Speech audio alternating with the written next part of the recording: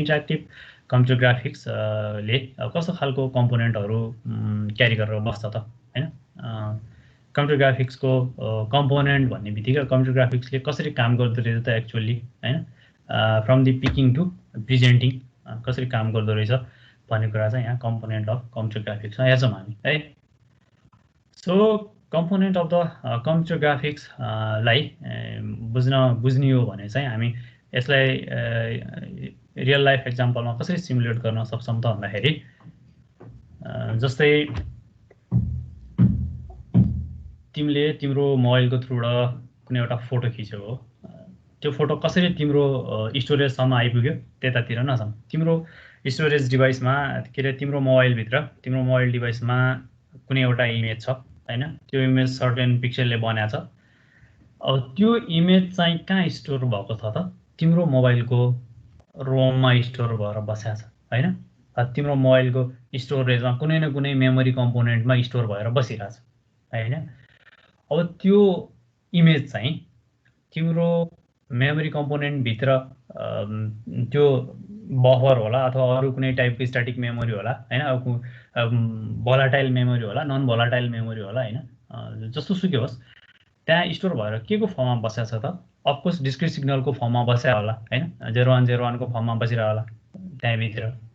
अब त्यसलाई तिमीले तिम्रो स्क्रिनमा क्लिक गरेर ओपन भन्ने कमान्ड दिइसकेपछि अब त्यो तिम्रो स्क्रिनमा फ्याट सो हुनको निम्ति त के हुनु पर्ला त अफकोर्स कुनै न कुनै त्यस्तो मेकानिजम हुनु पर्ला कुनै न कुनै त्यस्तो कन्ट्रोलिङ मेकानिजम हुनु पर्ला जसले चाहिँ तिम्रो स्टोरेजमा भएको इमेजलाई ओपन गरेर तिम्रो डिस्प्ले स्क्रिनसम्म लिएर आइदियोस् अथवा तिमीलाई देखाइदियोस् हैन अब त्यो गर्नु पर्यो भने चाहिँ त्यहाँ के कुरा इन्भल्भ भयो त एउटा स्टोरेजको लागि चाहिँ मेमोरी कम्पोनेन्ट चाहिँदो रहेछ त्यसपछि त्यो मेमोरी कम्पोनेन्टबाट केही चीजलाई पिक गरेर तिम्रो डिस्प्ले युनिटसम्म लिएर आइदिनका निम्ति अथवा डिस्प्ले स्क्रिनमा त्यो एमोलेड स्क्रिन होला आइपीएस स्क्रिन होला अथवा अहिले त अप्टिक स्क्रिन आइसक्यो हैन त्यो होला नि केही न केही बीचमा एउटा इन्टरमिडिएट स्टेट त होला हैन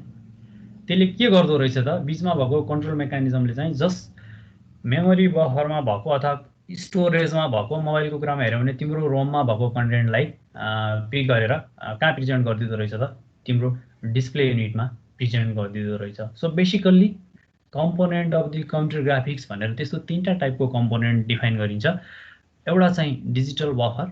अर्को चाहिँ टिभी मोनिटर र अर्को चाहिँ डिस्प्ले कन्ट्रोलर ठीक छ आएर त इन्टरेक्टिभ इन कम्प्युटर ग्राफिक्सको कुरा गरिरहेछौँ हामीले हैन so most of the computer graphics are interactive nowadays हैन अब मेमोरी बफरले चाहिँ के गर्दो रहेछ त मेमोरी बफर भनेको के रहेछ एउटा त्यस्तो ठाउँ रहेछ जहाँ चाहिँ हामीले के गर्ने रहेछौँ त 0 र 1 को फर्ममा कन्टेन्टलाई स्टोर गरेर राख्ने रहेछौँ इमेजहरूलाई हैन digital buffer memory buffer frame buffer जेसुकै भन त्यो एउटै कुरा हो है डिजिटल बफरलाई फ्रेम बफर भनेर पनि भनिन्छ मेमोरी बफर भनेर पनि भनिन्छ डिजिटल मेमोरी बफर भनेर पनि भनिन्छ है यस्तो यो कुरामा चाहिँ नजुकी ठीक छ आजभोलि तिमीहरूले हेर्यौ भने अहिलेको इलेक्ट्रोनिक इक्विपमेन्ट्सहरुमा डिजिटल बफर भनेर VRAM राखेको देख्छौ हैन भिडियो र्यामको काम के हो त जस्ट त्यसको क्लक साइकल बढाइदिने त हो हैन प्रोसेसिङ स्पिड बढाइदिने हो हैन कम्प्युटरमा कुनै न कुनै कन्टेन्ट प्रोसेसिङ चाहिँ स्लो भइराछ भने यदि हामीले VRAM को क्यापेसिटीलाई बढायौं भने चाहिँ के हुने भयो त त्यसको प्रोसेसिङ पनि फास्ट हुने भयो हैन अहिले कस्तो खालको र्याम रोमहरु डेभलप भइराछ त तिमीहरूले देखिरहेको सुनिरहेको भनेको अहिले त SSD सुनेर होला सबैजनाले हैन त्यसमा के छ त अरु र्यामको भन्दा क्लक पल्स अथवा त्यो कन्टेन्टलाई पुश गर्ने अथवा कन्टेन्टलाई प्रोसेसिङ गर्ने क्यापेसिटी त्यसको राम्रो छ द्याट्स व्हाइ त्यो फास्ट छ हैन सो डिजिटल मेमोरी बफरले चाहिँ के काम गर्दो रहेछ त भन्दा कुनै न कुनै इमेजहरुलाई एरेको फर्ममा अथवा मैट्रिक्सको फर्ममा चाहिँ स्टोर गरेर राख्दो रहेछ इन द डिस्क्रिट फर्म अथवा 0101 को फर्मेटमा राख्दो रहेछ जहिले पनि पिक्सल रिप्रेजेन्टेसनमा 0 ले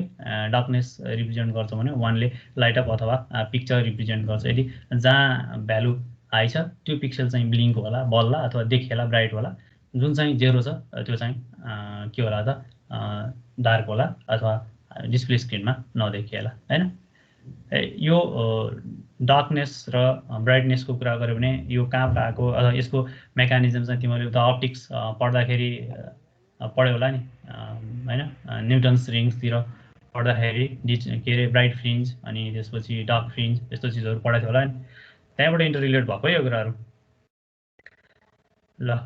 त्यसलाई हामी के भन्छौँ त डिजिटल मेमोरी बफर भनेर भन्छौँ डिजिटल मेमोरी बफरको काम जस्ट स्टोर गर्ने हो इमेजहरूलाई के को फर्ममा त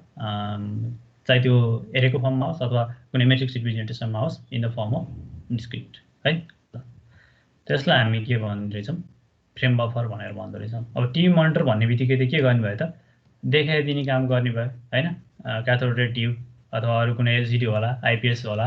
हैन सुपर एमुलेट डिस्प्ले होला त्यो मोनिटरको हैन अहिले अप्टिक डिस्प्ले होला के होला जस्ट टिभी मोनिटरको काम भनेको भ्युअरलाई देखाइदिने अथवा कन्टेन्टलाई प्रेजेन्ट गर्ने काम रहेछ भनेर बुझ्नु पर्यो that is one of the component of computer graphics अथवा इन्टरेक्टिभ कम्प्युटर ग्राफिक्सको कम्पोनेन्टमा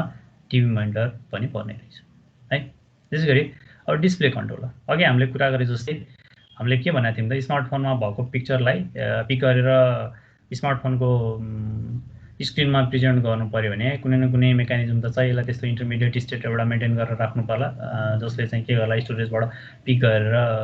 त्यो कन्टेन्टलाई लिएर आइदेला डिस्प्ले स्क्रिनमा भनेर भनेको थियौँ यहाँ डिस्प्ले कन्ट्रोलरको काम चाहिँ ठ्याक्कै त्यही हो है यसले के गर्छ त मेमोरी बफर र टिभी मोनिटरको बिचमा इन्टरफेसको काम गरिदिन्छ है फ्रेम बफरमा भएको कन्टेन्टलाई मेमोरी के अरे टिभी मोनिटरमा अथवा डिस्प्ले युनिटमा प्रेजेन्ट गर्ने काम चाहिँ डिस्प्ले कन्ट्रोलरको हो है ल यहाँ त्यही कुराहरू लेखा छ तिमीहरूले पढ्नु बाँकी चाहिँ यति नै हो यसको बारेमा